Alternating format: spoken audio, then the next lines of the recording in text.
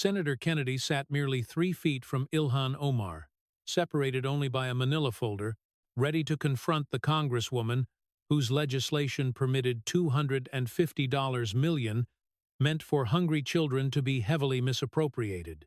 47 individuals had been found guilty, and Omar brought a massive binder packed with prepared responses, whereas Kennedy held exactly 4 documents. By the end of this exchange, her binder would become mere desk furniture, and his folder would be completely emptied.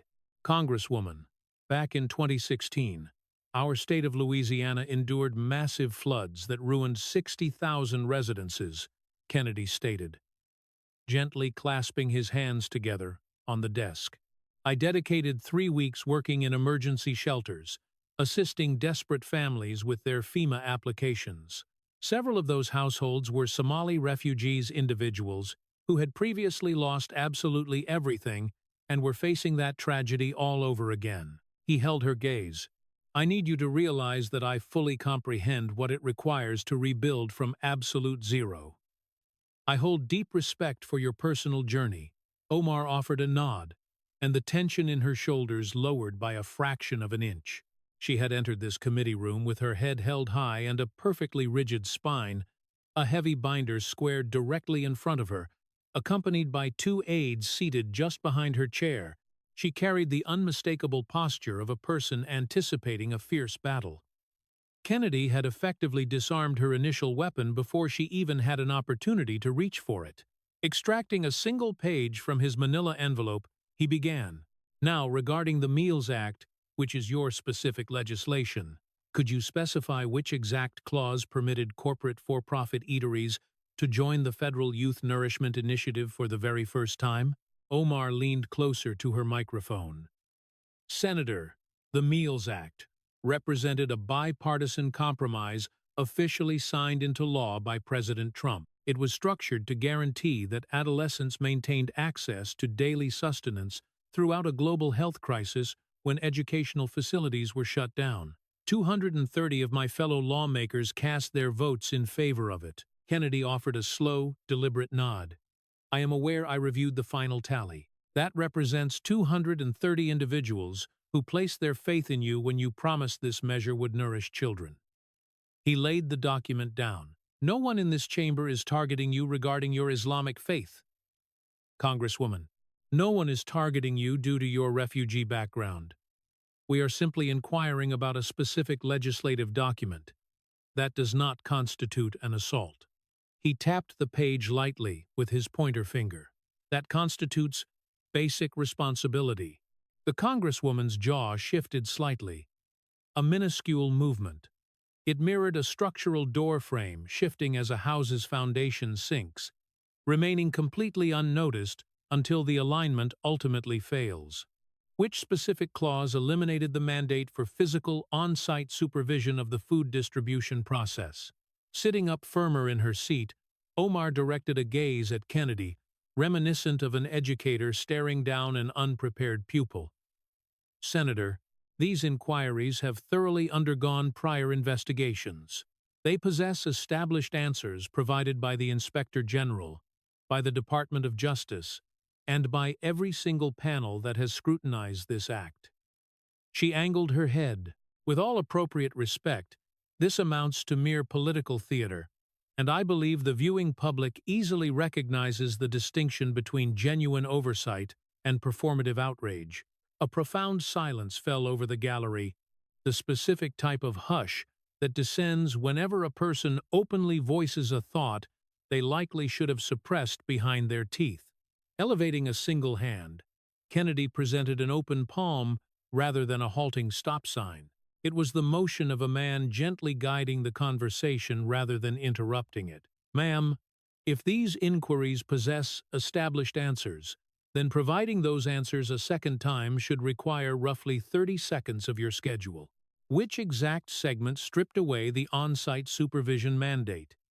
She immediately retorted, that constituted the core issue. Omar rattled off the precise section number without even glancing down at her prepared materials. She detailed the specific phrasing of the waiver. She explained the exact operational latitude that permitted grab-and-go food handouts at various locations without demanding tangible physical proof that sustenance was reaching legitimate youths. Her response flowed flawlessly, entirely devoid of hesitation, and without her hands ever reaching for the binder. She understood this legislation precisely how a master carpenter understands a constructed residence, comprehending every single joint, supporting beam, doorway, and the exact room it opened into. Gazing down at his folder, Kennedy refrained from jotting any notes. He leisurely flipped a page. "You recently informed this panel that my inquiries were previously resolved, and that this assembly is merely theatrical." He raised his eyes. "Yet, you just addressed my query completely from memory. The section digits, the waiver phrasing, the distribution guidelines, all without referencing materials." He partially shut the folder.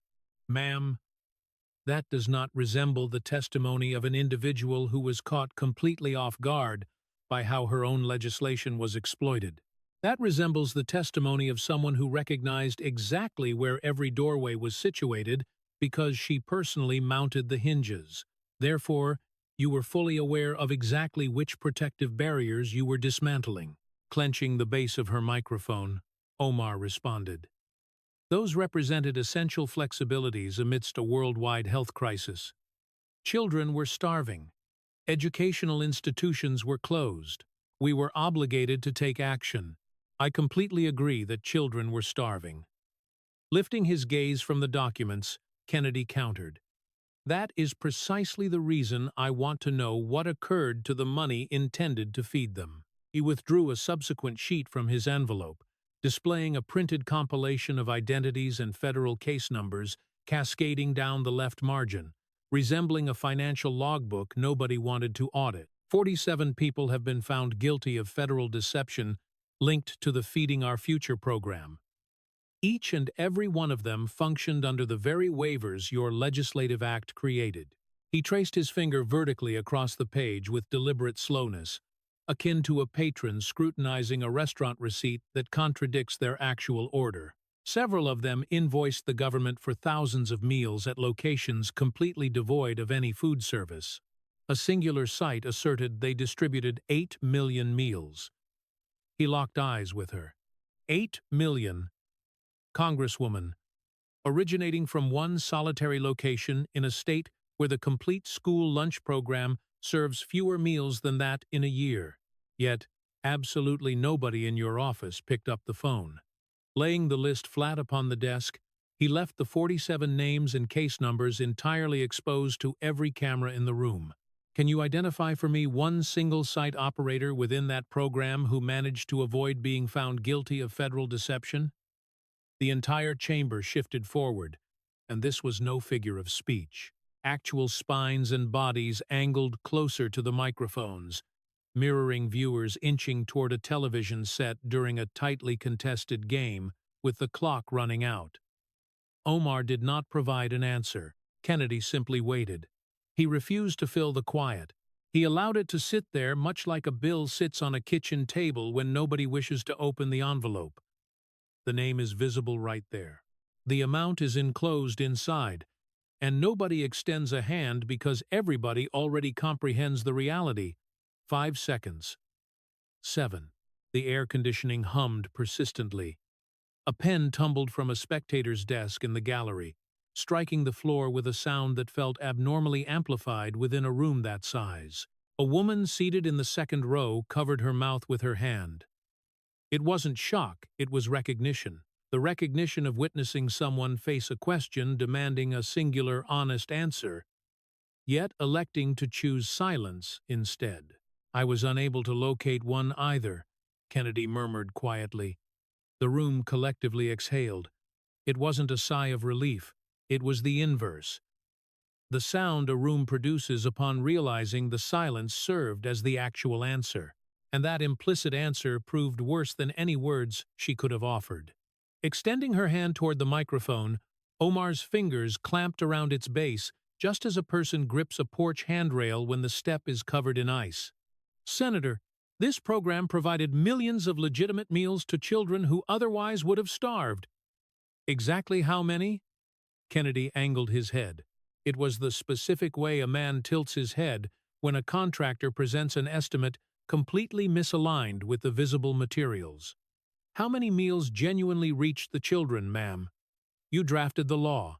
You championed the program. Do you possess a specific number? Are you aware of what fraction of those meals were authentic versus the fraction that were merely invoices for food never cooked, never distributed, and never consumed by a single child? Omar flipped open her extensive binder. She directed her eyes to the pages. She turned one sheet, followed by another. She was frantically hunting for a metric that simply did not exist because she had never bothered to ask for it. The very woman who wrote the law possessed zero knowledge of how many meals her legislation actually delivered. Moreover, the viewing room realized this fact prior to her doing so. Kennedy reached back into his folder. He extracted nothing. Instead, he let his hand rest atop the subsequent page inside. Akin to a man resting a hand on a drawer he isn't quite prepared to open yet, 47 guilty convictions. Not one identity you can provide me, not one single site you can point toward and confidently declare that it functioned properly, that this one fed children, that this one accomplished the intended purpose of the law. He held her gaze. You wrote the legislation that permitted every one of them in the door, and you have no idea how many children actually ate. His hand remained firmly on the folder. My next question will be concerning money. This represents the classic Columbo method. You pose queries disguised as innocent curiosity, only for them to land like concrete. Columbo doesn't simply catch wrongdoers. Columbo illustrates to wrongdoers that their apprehension occurred long before he even opened the door. Kennedy managed $10.6 billion as a state treasurer across 5 terms. He intimately understands how money leaks exactly as a plumber understands how water locates a crack. If this narrative style captures your attention, ensure you hit subscribe so you do not miss the following one. Because the specific crack in this scenario manifested on a financial disclosure bearing her signature at the bottom. Withdrawing the next page from his folder, Kennedy gripped it with the gravity of a doctor holding a chart when the news requires a serious conversation. Congresswoman, what constitutes the annual salary of a member serving in the United States House of Representatives? Omar's eyes narrowed. She clamped her left hand onto the edge of her binder. 17,400 美元. And how long have you maintained your position in Congress? Shifting in her chair, Omar replied, I was elected in 2018. Lifting a pen from the desk, Kennedy wrote on the back of the page slowly, reminiscent of a man balancing a checkbook at his kitchen table on a Sunday evening. He performed the arithmetic openly in front of the room. He refused to rush it. He deliberately allowed the pen to scratch against the paper so the microphone amplified it. So your total pre-tax income from Congress over that period is approximately $1 million. He placed the pen down and stared straight at her. Can you explain to me, utilizing 4th-grade arithmetic, how exactly $1 million in salary spontaneously produces $30 million in assets? The entire room turned, not leaned, but fully turned. It mirrored the collective pivot of a jury the moment an inquiry transitions from evidence to the fundamental character of the person sitting in the chair. Pressing both of her palms flat against the table, Omar leaned forward. Senator, those assets belong directly to my husband's businesses, Tim's venture capital firm and his winery. They are his respective companies, not mine. Kennedy offered a nod. He elevated the financial disclosure, reading through his glasses. Your 2024 disclosure, filed in May 2025. You reported total household assets ranging between $6 million and $30 million. He turned the page, utilizing his thumb. Your 2023 disclosure, filed the preceding year. Those exact same companies were valued at $51,000. He set the form on the desk and removed his glasses. He folded them with deliberate slowness. It was the precise motion of a man folding a napkin upon concluding a meal as the bill arrives. 51,000 escalating to 30 million within 12 months. He focused on her. Ma'am, where I come from. $30 million does not simply wander onto the porch overnight without somebody hearing the heavy footsteps. And it certainly does not wander off again without somebody hearing the door. Squaring her shoulders, Omar's posture grew rigidly firm, much like a fence post stiffens when driven deeper into the ground. Senator, I am not sure you possess a firm understanding of how financial disclosures work for members married to spouses maintaining complex business interests. She leveled a look at him akin to a person eyeing a receipt they intend to hand back to a cashier. It is significantly more complicated than simply balancing a checkbook. These filings incorporate multiple holding entities, estimated valuations, and reporting thresholds that change on an annual basis. Perhaps if you reviewed the OGE guidelines, you would comprehend why a revision proved necessary. The gallery stirred. She had essentially labeled him ignorant on camera within his own committee room, a man possessing a law degree from the University of Virginia alongside a master's from Oxford had just been bluntly told he did not understand paperwork. Kennedy remained utterly unblinking. I appreciate the tutorial, Congresswoman. Retrieving a second document from his folder, he countered. However, I do understand the chronological timeline. You filed the original disclosure in May 2025. Nobody questioned it until September arrived. You filed an amended disclosure in April 2026, shrinking your reported assets from $30 million down to less than $100,000. Elevating his right hand, he tallied on his fingers individually so the gallery could track the count. That is 11 months. You were perfectly comfortable acting as a 3-0 millionaire on paper for 11 months. Then people began asking inquiries, and the $30 million disappeared like a puddle in August. Grasping the microphone stand with her right hand, Omar stated, "My accountant executed an error regarding how the business values were reported." Leaning back in his chair, Kennedy slowly shook his head. "Ma'am, I am genuinely starting to feel sorry for your accountant. He made a $30 million mistake. You did not notice it for 11 months, and presently he is carrying the whole thing on his back entirely by himself." He scanned the gallery for a half-second. "In Louisiana, we refer to that as voodoo accounting." A distinct sound moved through the room. It wasn't laughter. It was the cousin of laughter. The kind of sound people produce when an undeniable truth arrives wearing a joke, and everybody recognizes the truth first. Detecting an opening, Omar's eyes sharpened. She sat up straight and pressed her fingertips firmly into the table. "Senator, if we are intending to discuss congressional wealth, perhaps we ought to start with members sitting in this very body. Perhaps we should debate stock trades executed on insider knowledge. Perhaps we should discuss senators whose net worth multiplied tenfold, while they simultaneously lectured working people about transparency." Kennedy ceased his writing. His pen rested heavily on the page. The gallery waited. A few heads in the back row bobbed in agreement. Two reporters in the press section frantically documented something down simultaneously.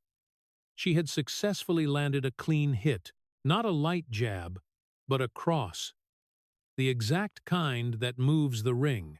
For 3 full seconds, the atmospheric current in the room reversed and flowed in her direction. You could feel it identical to feeling the air move when someone opens a distant window on the opposite side of the house. Kennedy felt it. Omar felt it. Her hands came off the table and rested atop the binder, mirroring her initial posture before the hearing began. Back when that binder functioned as a weapon rather than a defensive wall, she sat perceptibly straighter because of it. Placing his pen completely down, Kennedy regarded her exactly how a man regards an undeniable statement that he refuses to pretend is false. "You are right."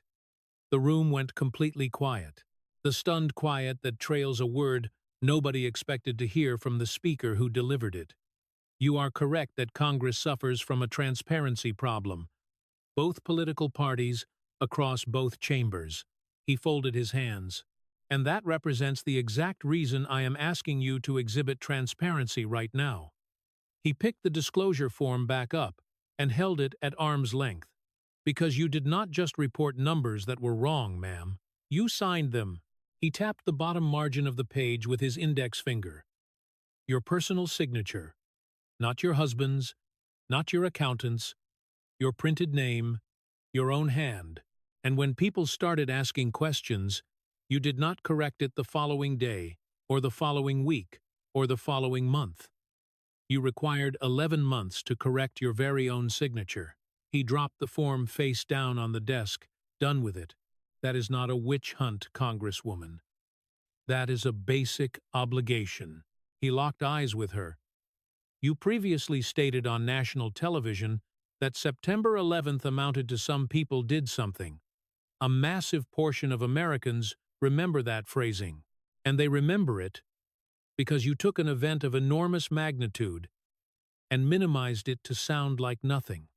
You made it small. He tapped the financial disclosure. You are executing that exact same maneuver right now. $30 million. 11 months. And you are calling it a mere clerical error. Omar's fingers constrained tightly around the binder. The assembled pages she brought as visual props had transformed into a wall now. The binder that served as a weapon an hour ago had devolved into a piece of furniture she was actively hiding behind. 30 million manifested on paper. Then it vanished. Yet the corporate companies are still operating there. The venture capital firm maintains an address. The winery maintains an active website. Kennedy rested his hand on the folder once more. There were fewer pages remaining inside now. The room could clearly see that the money went somewhere. Ma'am, I am merely asking where. Omar offered no verbal answer. The signature scrawled at the bottom of the form made an answer unnecessary. Here is the reality the room was beginning to comprehend. She was incapable of answering. Not because she was stupid, but because every honest answer unlocked a door leading to a worse question. Explain the 30 million, and you are forced to explain the companies. Explain the companies, and you explain the husband. Explain the husband, and you explain the financial payments. The questions did not represent a trap. They represented an endless hallway, and every single door plunged deeper in. If you know someone who needs to hear this, send it to them. Kennedy had navigated that very hallway long before she sat down. The subsequent door was tied to an address. Pulling the succeeding page from his folder, the file visibly diminished in thickness now. The gallery observed that. Congresswoman, are you familiar with a company titled E Street Group? Both of Omar's hands instinctively shifted toward her binder. The involuntary reflex of a person reaching for cover. E Street Group functioned as a political consulting firm that supplied services to my campaign. The relationship has been officially terminated. Terminated in November 2020, Kennedy referenced the page, subsequent to your campaign paying the firm approximately $3 million over a 2-year span. E Street Group was co-founded by your husband, Tim Minette. You married Mr. Minette in March 2020. Payments originating from your campaign to his firm initiated prior to the marriage and significantly accelerated following it. Pressing her fingertips firmly into the table, Omar defended. Those payments reflected fair market value for services rendered.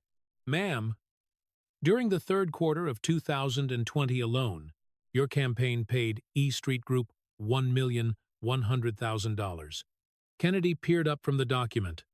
1.1 million in 3 months. Not 3 years. 3 months. He allowed those numbers to sit.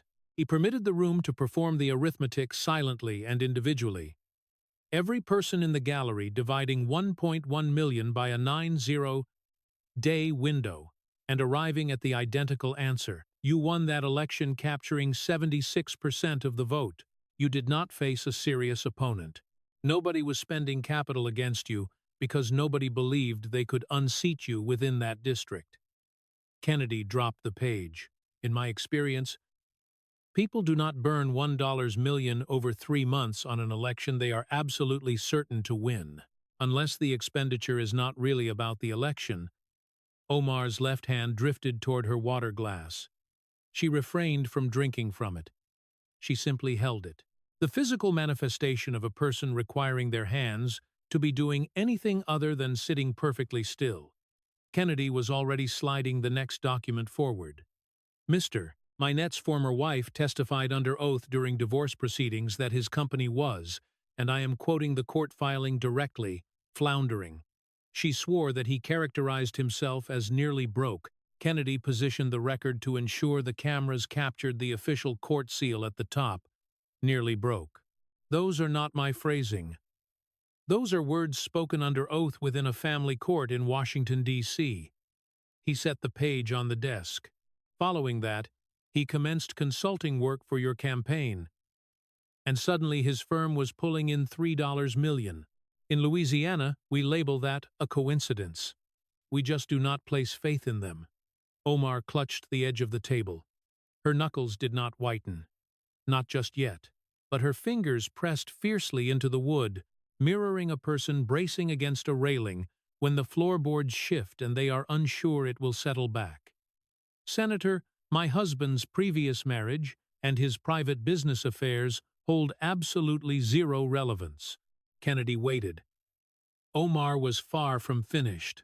She leaned forward. I find it profoundly troubling that this committee is weaponizing divorce proceedings, personal family matters, and the testimony of a bitter ex-wife as factual evidence within a congressional hearing. She aimed her gaze straight at the cameras. This behavior is beneath this institution, and frankly, Senator, it is beneath you. The gallery held its breath. She had just informed a United States senator that his actions were beneath his own committee, on his turf, with his folder visibly open. Kennedy stared at her for an extended, heavy second. He then bypassed the insult entirely, akin to a man reaching past a barking dog to open a front gate. I agree that divorce proceedings are uncomfortable, Congresswoman. However, those are not my words documented within that filing. Those are statements your husband's ex-wife delivered under oath. And I did not bring them here because they are personal. I brought them here because a company that was nearly broke miraculously received $3 million from your campaign. He folded the folder halfway. Therefore, let us discuss something far less personal. Let us talk about an address. Reaching into his folder, Kennedy extracted the final full page. He hoisted it high. The state seal of Minnesota gleamed at the header, a business registration form. The kind that requires 10 minutes to fill out and 10 years to explain. He read it with the grueling cadence of a man sounding out a prescription label, slowly. Every single syllable dragging with immense weight. 6, 8, 1, 2, Hyasin Way, Lakeville, Minnesota. He dropped the page on his desk and locked onto Omar. This serves as the registered address of Grit Partners Consulting, an enterprise founded by your sister, Sarah Noor. Her website boasts she has secured over $20 million in funding for health initiatives in Africa, working alongside the CDC, USAID, and the World Bank. Omar's breathing abruptly changed, not visibly, but audibly shorter and sharper, the specific, physiological change a microphone catches, even when a camera entirely misses it. Senator, my sister's consulting work possesses absolutely nothing to do with. I have not finished, ma'am. Kennedy refused to look down. He had memorized the upcoming details. 6812 Hyasin Way. That exact same address surfaces within state records in connection with Amy Bach. He allowed the name to sit. Miss Bach founded the organization called Feeding Our Future. She was found guilty of electronic deception, financial concealment, and illicit payoffs. 41 years in federal confinement. He did not flip a page. There were 0 pages remaining. That same address network connects directly to Sarah Muhammad Noor, found guilty, 41 months, $5 million in court-ordered restitution. Her catering company asserted they served 8 million meals that never saw a stove. His stare remained fixed on Omar. Hannah Marakian pleaded guilty, $7 million in electronic deception. He placed his palm completely flat on the page. It mirrored a man placing his hand on a land deed while lecturing an adjacent neighbor who mistakenly built a fence on their territory. Same address, Congresswoman. Same zip code, same mailbox, same house. He lifted his hand off the document. He did not move the page.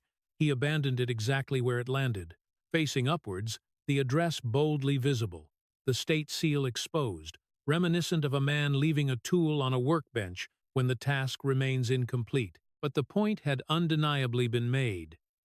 Pitching herself forward, Omar gripped the microphone using both hands. "Senator, my sister is not me. You are conflating familial relationships with professional conduct. You cannot hold me responsible for an address." "No, ma'am, I cannot." Kennedy's voice did not change temperature. "But 6812 Hyasin Way is still 6812 Hyasin Way, and inquiring about an address is not prejudice. It is an investigation." Something shifted in Omar's language. She avoided saying those people. She avoided saying the defendants. She stated, "These are community members who have been through the justice system." Kennedy elevated his hand. "Community members." He echoed her exact words right back at her, akin to a man repeating a price tag he never expected to hear. "You said community members. Not strangers. Not people you read about in the newspaper. Community members." He leaned forward. "Ma'am, that means you know these people. You do not call someone a community member unless you know their name, unless you have shared the same room, unless they are firmly part of your world." Omar's mouth parted. Nothing came out. The gallery understood the gravity before she did. You do not accidentally call found guilty wrongdoers community members unless they genuinely are your community. Lowering his voice, Kennedy's tone plunged just like a temperature drops before a massive weather front moves through. "You refused to testify in Minnesota, Congresswoman. The state legislature invited you. You did not respond. They established a deadline, May 5th. You missed it. They attempted to subpoena your documents. Your allies on the committee blocked the vote." He folded his hands atop the desk. "I have been in public service for 30 years. I have witnessed people falsely accused, and not once has an innocent person refused to show up, missed a legal deadline, and sent their friends to block a subpoena." He stared at her. "Innocent people do not run from questions. They show up." He closed the manila folder. It was completely empty now. Everything previously housed inside was now splayed on the desk: the list of guilty verdicts, the financial disclosure, the court filing, the business registration. 4 documents, 4 rounds, every single one of them hers. The gallery watched him close it. The sound of the folder shutting was faint, but it carried the massive weight of everything extracted over the past hour. The folder was almost bare. 3 documents lay on the desk: her law, her signature, her sister's address. Not a single one of those items belonged to Kennedy. He had brought absolutely 0 weapons into that room that weren't already hers. And she had failed to answer a single question that would make the next one easier. The next one would not be a question. Omar maintained her grip on the table when she transitioned from defending and started attacking. The decision swept across her face like sudden weather. Her chin elevated, her shoulders squared. She locked onto Kennedy. It was the glare of a person who has decided to stop being afraid.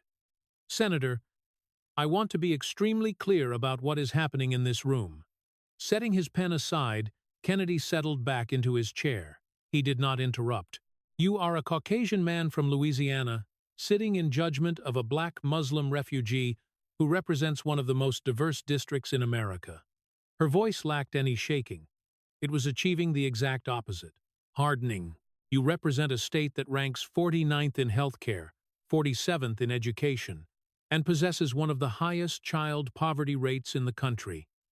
She pressed her palms into the table. "You want to talk about feeding children, Senator? Feed the children residing in your state. They are hungry right now while you sit here." A few people in the gallery shifted. A staffer on the Democratic side of the dais looked up from her laptop. A reporter in the press section scribbled notes quickly, mirroring the urgency of reporters documenting a story happening in front of them. She had landed a solid punch. Omar's voice had rediscovered its old frequency, the one that fills rooms, the one that transforms a hearing into a rally. She had used that voice to win elections. She was using it now. Before you lecture me about accountability, perhaps you should explain to the people of Louisiana why their children go to bed hungry while you perform outrage for cameras. Omar leaned forward and pointed directly at Kennedy, not at the desk, at him. Perhaps you should explain why your state possesses the highest incarceration rate in the country. Perhaps you should explain why you have served in this body for 9 years, and the people of Zachary, Louisiana, are still waiting for a hospital that does not close at 6. The gallery stirred. A woman in the back row crossed her arms. The room was no longer sure who was winning, and that uncertainty was fulfilling exactly what Omar needed it to do. It was buying her time. It was buying her air. She was not done. I came to this country with absolutely nothing. She fiercely gripped the microphone with her right hand. I lived in a refugee camp for 4 years. I drank water from a primitive well. I learned English inside a classroom with 30 other children who had lost everything. I earned every single thing I claim, and I will not sit here and endure interrogation by a man who has never been hungry, who has never been afraid, and who completely lacks comprehension of what it means to be told by the country you love that you do not belong. The room held its breath. 2 seconds. 3 seconds. The gallery did not know where to look. Kennedy remained entirely motionless. His hands stayed folded on the desk. His face did not alter. Not a flinch, not a tightening. He observed her with the exact demeanor of a man staring through a window at a storm that has exhausted itself against the glass. Without anger, without contempt, with the profound stillness of a person who has listened carefully and has concluded in the silence after the last word exactly what he needs to say. The room waited. 5 seconds. 7. A cameraman in the corner lowered his shoulder away from the viewfinder. A reporter placed her phone face down on the wooden bench. Whoever spoke next would own the room. Everyone present knew that. Kennedy picked up the closed manila folder. He looked at it, completely empty. He set it aside. Then he spoke. "Congresswoman, I respect your story." His voice was lower than it had been all day. The room leaned in to catch it. Coming to this country as a refugee, living in a camp, learning the language, building a life, winning a seat in Congress. That embodies the American story at its best. I mean that. He was not performing. You could detect it in the register. When Kennedy performs, there is a rhythm to it, a music. This lacked music.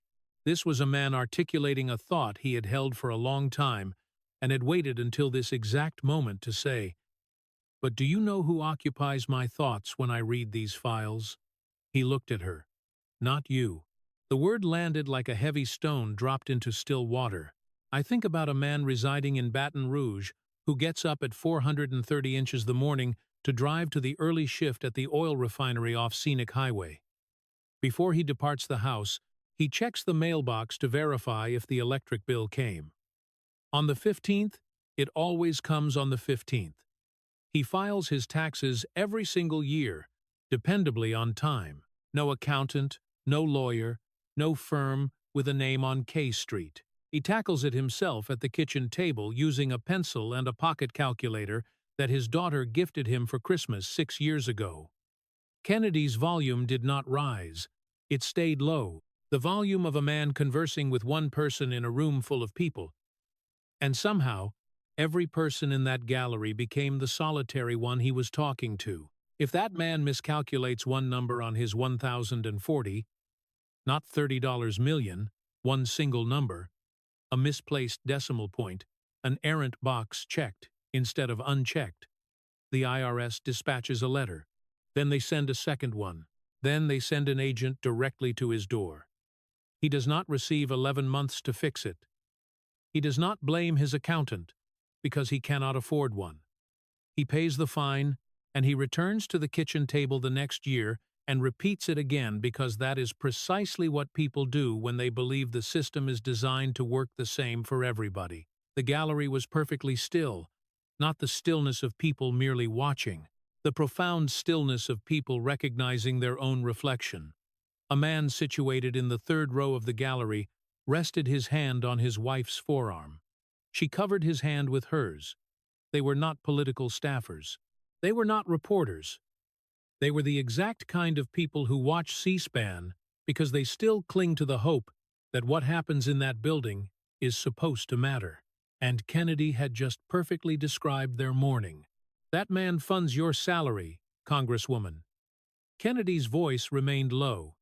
That man pays for the nutrition program that your legislation dismantled. That man pays for the meals that 47 found guilty wrongdoers billed the government for and never actually served to a solitary child. He looked at her, and he is actively watching this hearing right now. Omar's hands lay completely flat on the table, not gripping, not reaching, not holding the binder, the microphone, or the water glass. Flat, open, empty. The ultimate posture of a person who has put everything down and remains unsure of what to pick up next. You have spent your entire career twisting accountability into persecution.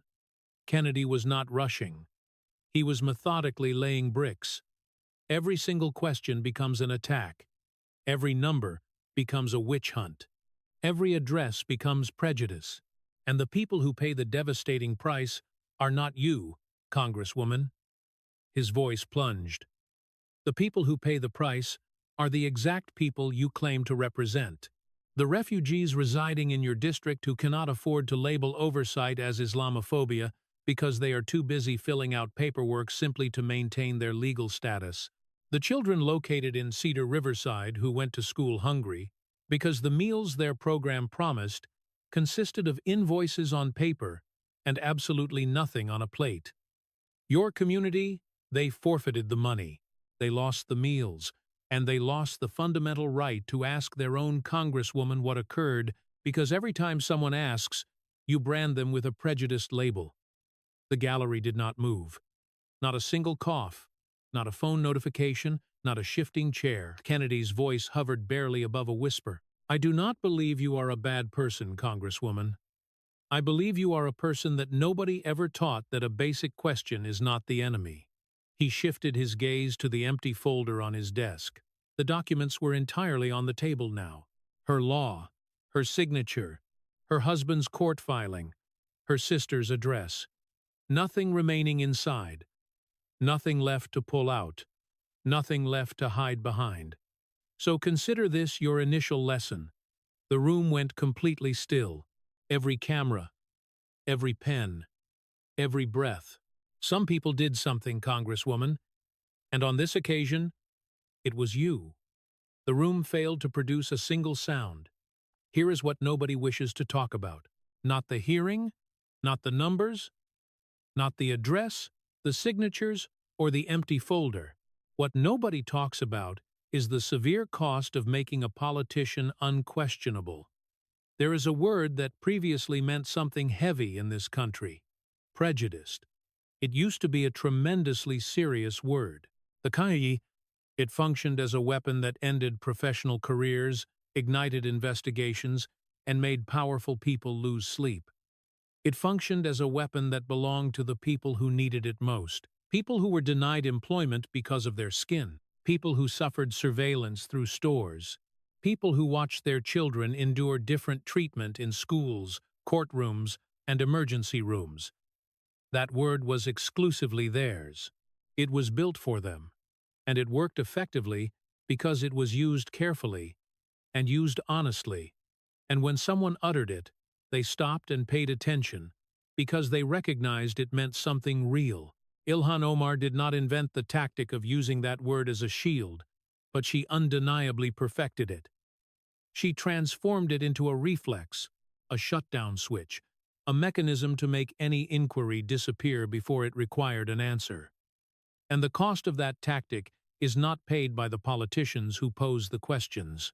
The cost is absorbed by every person in America who possesses a legitimate claim to that word and can no longer successfully use it because it has been spent so relentlessly on things it was never intended to cover that when they reach for it now, it feels lighter than it previously did. It does not land the way it previously landed. It does not stop a room the way it used to stop a room. And that failure is not the fault of the people who stopped listening. That failure is the fault of the people who forced them to stop. This story extends beyond one Congresswoman hailing from Minnesota. It is about a political playbook. When identity successfully shuts down oversight, and it works, every politician in Washington observes. Every staffer takes notes.